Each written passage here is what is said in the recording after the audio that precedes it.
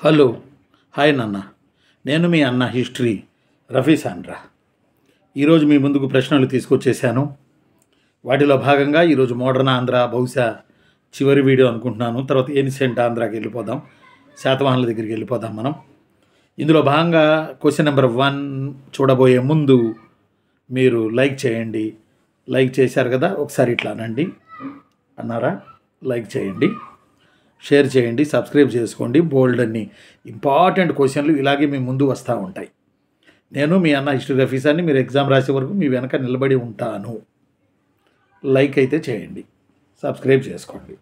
సరే, question number 1 ఈరోజు కొల్లాయి కట్టితేనేమి అనే నవల ఎవరు రాశారు?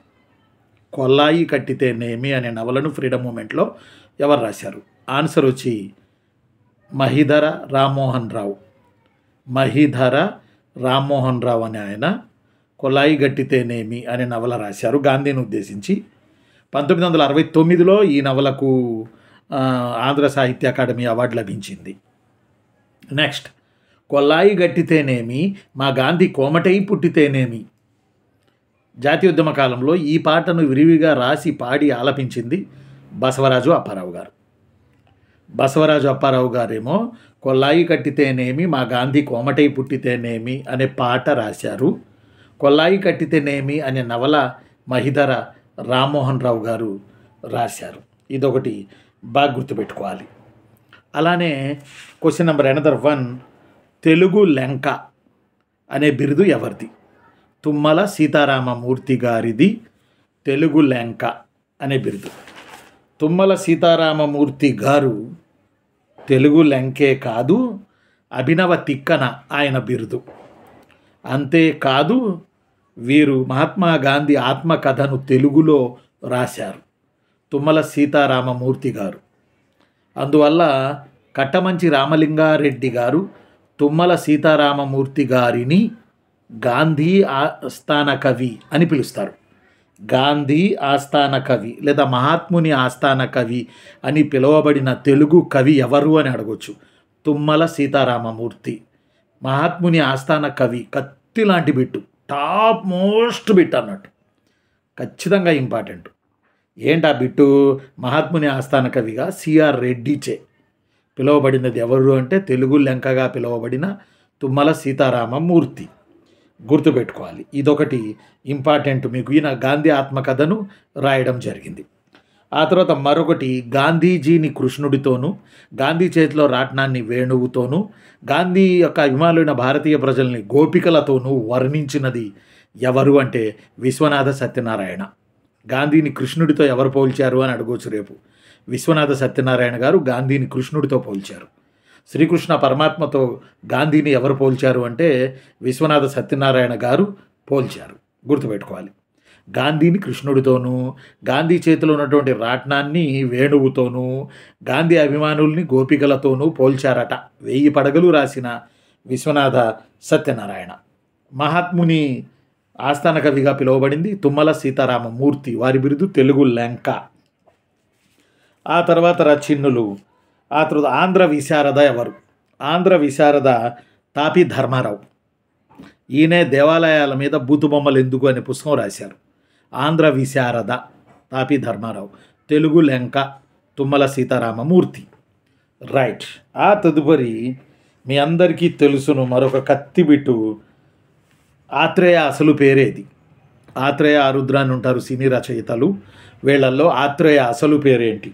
ఏ కిళాంబి వెంకట నరసింహాచారి, బి వేదాంతం రాఘవాచారి, సి తల్లావజుల పతంజలి శాస్త్రి, డి ఆదింబొట్ల విశ్వం. చెప్పండి ఆన్సర్. ఆత్రేయ అసలు పేరు కిళాంబి వెంకట నరసింహాచార్యులు. కిళాంబి వెంకట నరసింహాచార్యులు ఆత్రేయ అసలు పేరు. గుర్తుపెట్టుకోవాలి. ఆ తర్వాత ఈ పూట మీకు చెప్పాల్సింది ఇంకోటి ఏంటంటే, ఉప్పు సత్యాగ్రహం పీరియడ్లో శ్రీ గాంధీ నామం మరవము మరవము, శ్రీ గాంధీ నామము మరవము మరవము అని గీతాన్ని రాసి ప్రజల్ని ఉర్రుతొలగించింది ఎవరు? బసవరాజు అప్పారావు గారు, గరిమెళ్ళ సత్యనారాయణ గారు, లేకపోతే గరికపాటి మల్లావధాని గారు, లేదా దామరాజు పుండరీకాంక్షుడు గారు.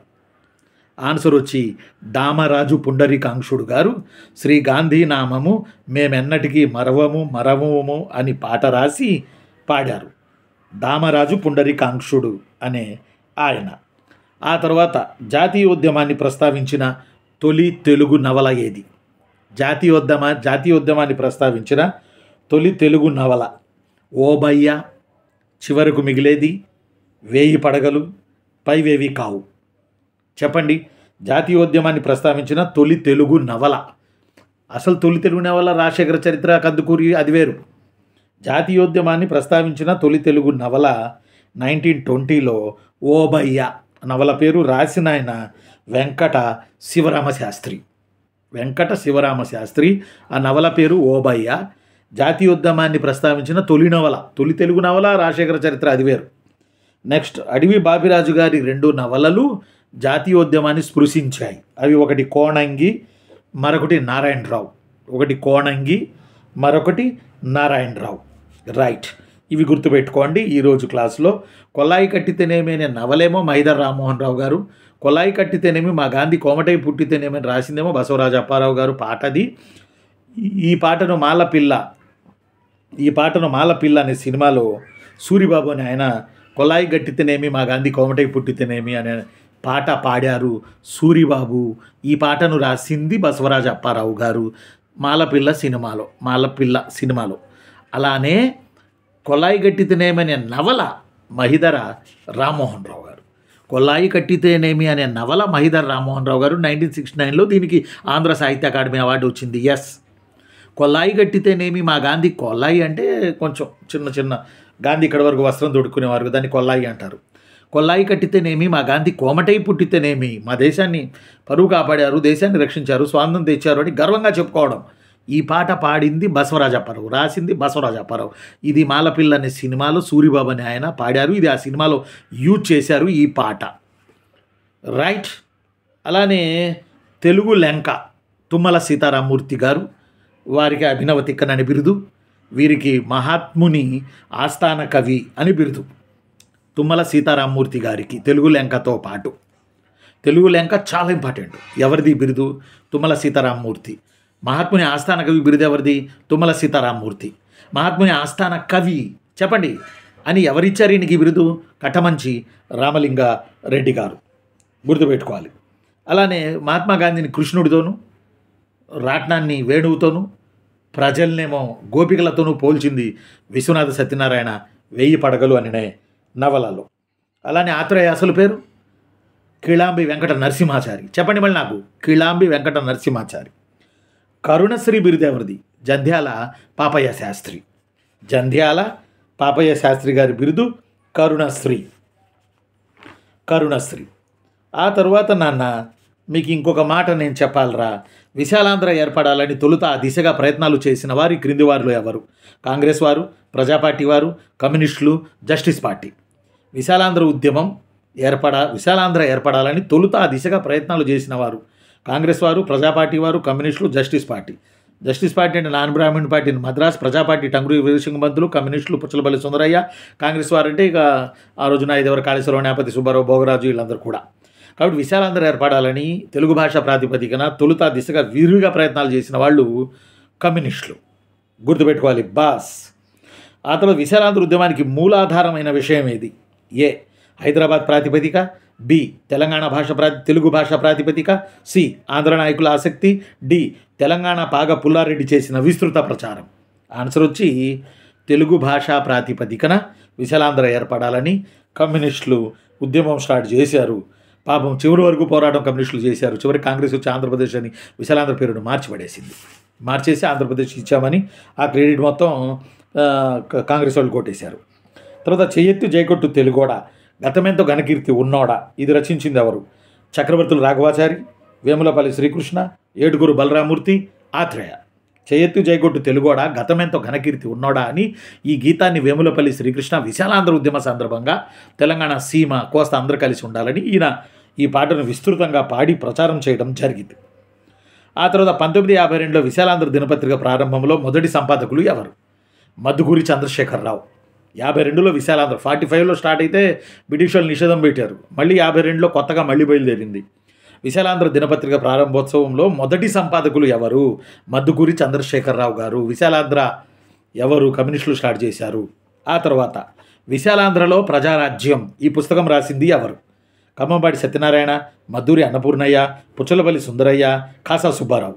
ఆన్సర్ విశాలాంధ్రలో ప్రజారాజ్యం అనే పుస్తకం రాసింది పుచ్చలపల్లి సుందరయ్య గారు. కాబట్టి ఇవి గుర్తుపెట్టుకోండి. ఈ చెప్పిన లడ్డు లాంటి పాయింట్లు, బంగారం లాంటి పాయింట్లు, అసలు మామూలు బిట్లు అవి. మహాత్మా గాంధీ ఆస్థాన కవి అంటే ఏం బిట్ అసలు అది. కట్టమంచి రామలింగారెడ్డి గారు అన్నారు. ఎవరిని అన్నారు? తుమ్మల సీతారామమూర్తిని అన్నారు. మహాత్మా గాంధీ ఆస్థాన కవి ఆయన నువ్వు అని. అసలు ఆయన బిరుదు తెలుగు లెంక, అభినవ తిక్కన. అభినవ తిక్కన అని కూడా మిడివల్ ఇండియాలో, మిడివల్ ఏపీలో ఎక్కడ ఉన్నాయి మళ్ళీ. అర్థమైందా? అలానే తొలి జాతీయోద్యమ నవల ఓబయ్య. అర్థమట్లా? ఇలా ఇవి గుర్తుపెట్టుకోండి. మళ్ళీ కలుసుకున్నప్పుడు మరొక క్లాసు నేను మీకు చెప్తాను. నేను మీ అన్న హిస్టరీ రఫీ సార్ని. మనం పట్టుబట్టి వెళ్దాం. ఇంకో క్లాసు మోడర్న్ మీద చేసుకుని ఏన్సెంట్ ఆంధ్రప్రదేశ్కి వెళ్ళడానికి మనం ప్రయత్నం చేద్దాం. ఇలాగే మనం చెప్పుకుంటూ చేద్దాం. శంకర్ అని చెప్పి ఒక బాబు నాకు కనపడ్డారు సెంటర్లో ఇందాక సాయంత్రం 4:30కి పరిగెత్తుకుని వచ్చి నన్ను కలిశారు. చాలా సంతోషంగా, సార్ మీరు పెడుతున్న ఈ 15 ప్రశ్నలు అనే కాన్సెప్ట్ చాలా బాగుంది సార్, ఇలాగే కంటిన్యూ చేయండి సార్ అని చెప్పారు. శంకర్ కలిశారు నన్ను.